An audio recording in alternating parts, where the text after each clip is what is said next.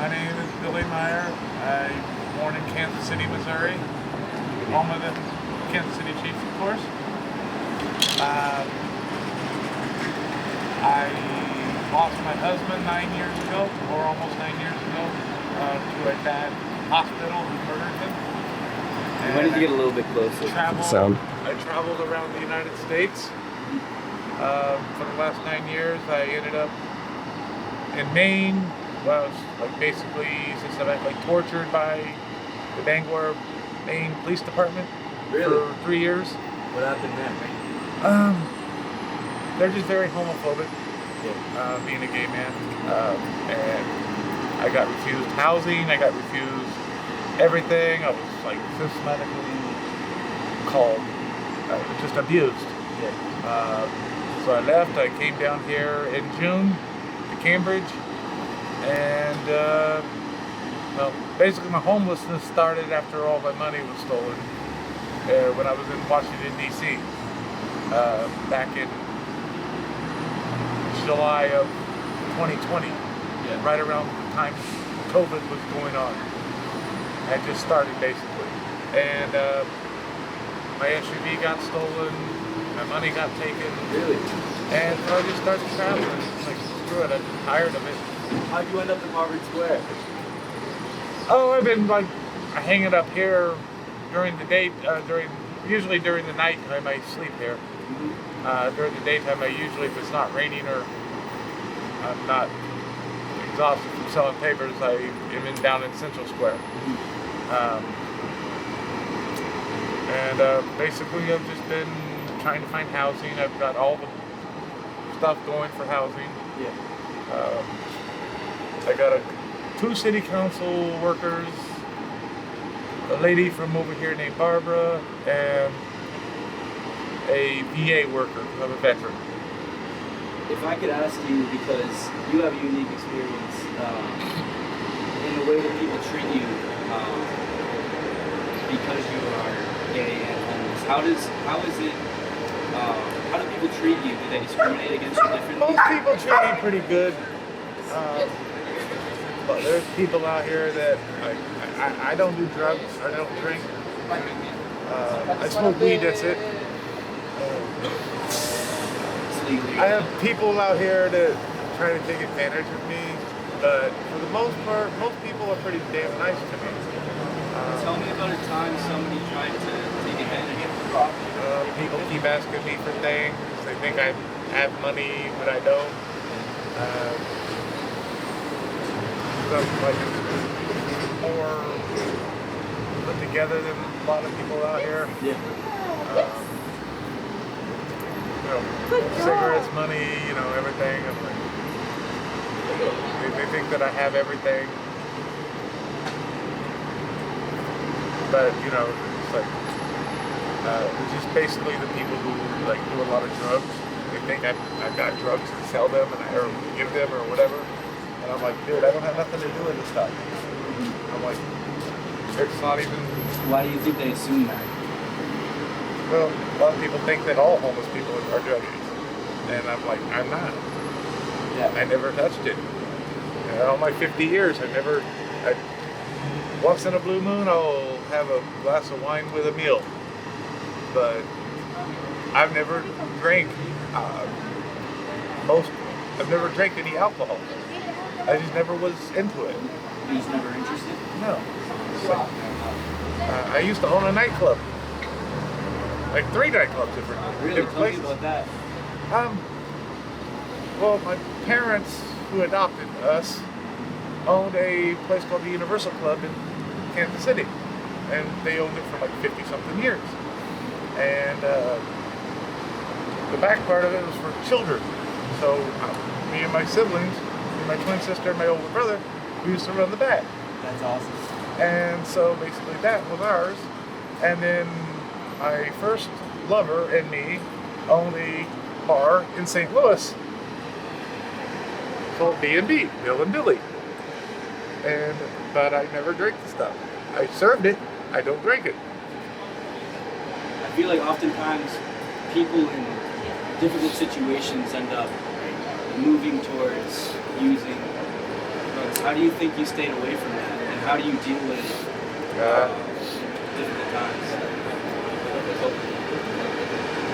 And it was really a thought in my mind to do it. I mean, I never really thought about ever doing it. I smoke weed because it helps me medicinally because I have glaucoma and I have something called ulcerative colitis, where my large intestine needs to be removed as soon as they find me an apartment. I'm gonna have the ostomy bag, and well, actually it'll be on the left side, but I'm actually down with that. My husband and my father both had one, so I already know how to deal with the bag. So I was like, not the end of the world. And I'm actually looking forward to having it, so I don't have to crap blood anymore. What are your dreams for the future? Well, eventually I'm going to go to Switzerland and recover my money that was stolen from me. A bad lawyer that had to deal with my husband's family estate. They had fired him because he was ripping them off, and so he got pissed and realized when it was all left to me, he wasn't going to get his cut anymore. He got pissed, and right when they were trying to arrest him, he stole my money and took off out of the country. How did that affect you? No, I wasn't happy about it. I know it's there because thanks to a really great FBI agent who red flagged it basically immediately, So now he can't use it. that's good. But unfortunately, neither can I. What else are you looking forward to in the future? Things Probably having my own place again. I'm either debating whether I'm going to just like move to another place, another city, or I'm thinking about maybe if I have a way to, I'm going to just have a place over there in Europe. I would love to live in Europe and just enjoy myself. Have me a nice little home, big home. Well, not really big, but a nice home, a vehicle. Of course, I got to learn how to drive on the opposite side of the street because I never could figure out how they do that. That's kind of basically my dream. Have a. How do you think you're going to get there?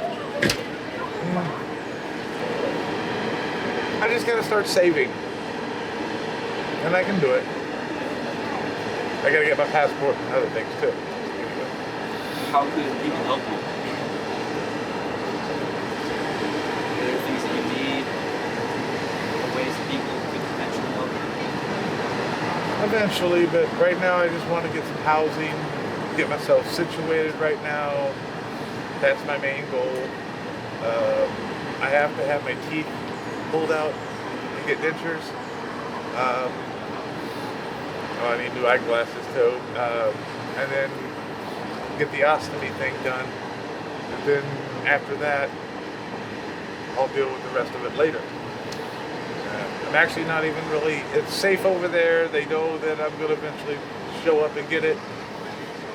If I don't, my youngest son gets it all. If I die, my youngest son, if I already have it, all set.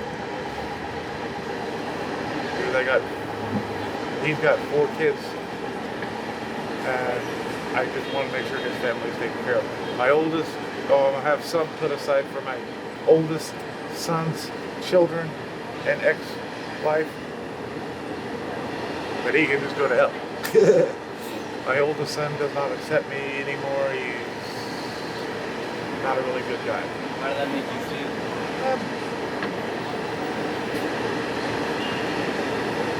That he betrayed me, it makes me feel sad. But the fact is that I know that he's a piece of crap. That's him.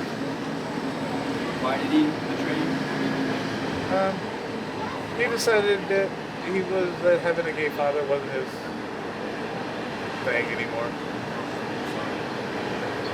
Even though his brother is gay.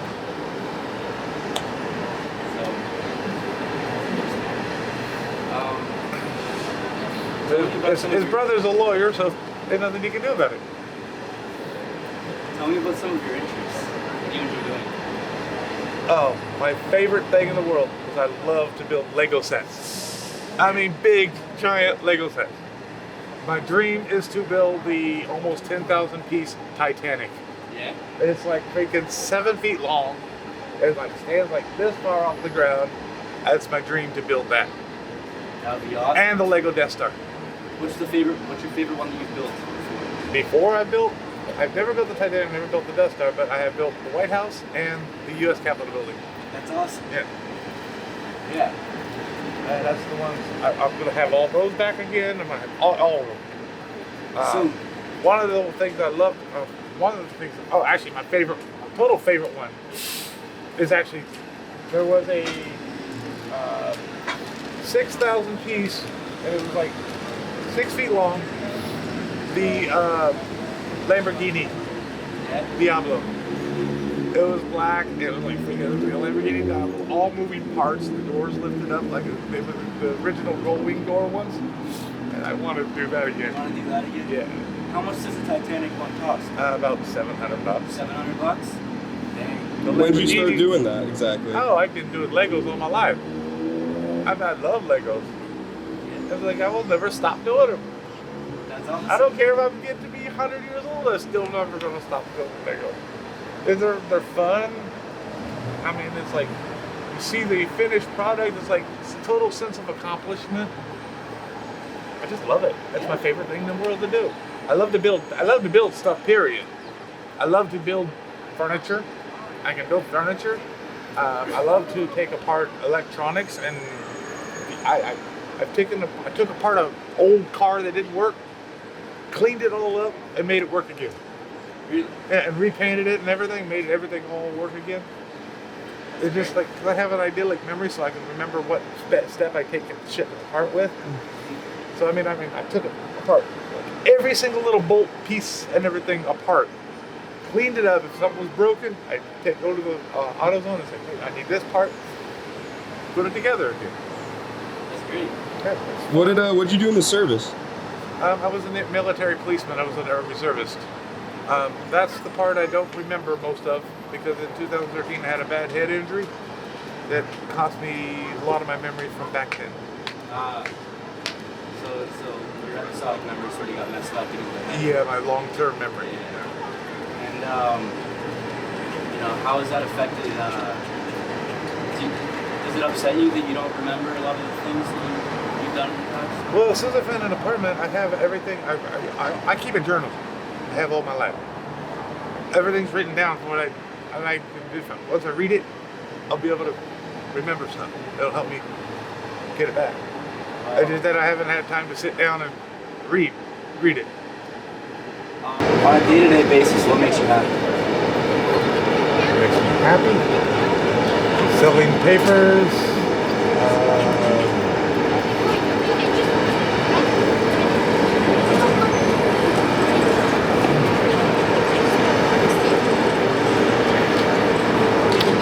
I guess basically selling papers. If I can get out there to sell papers, I'm good.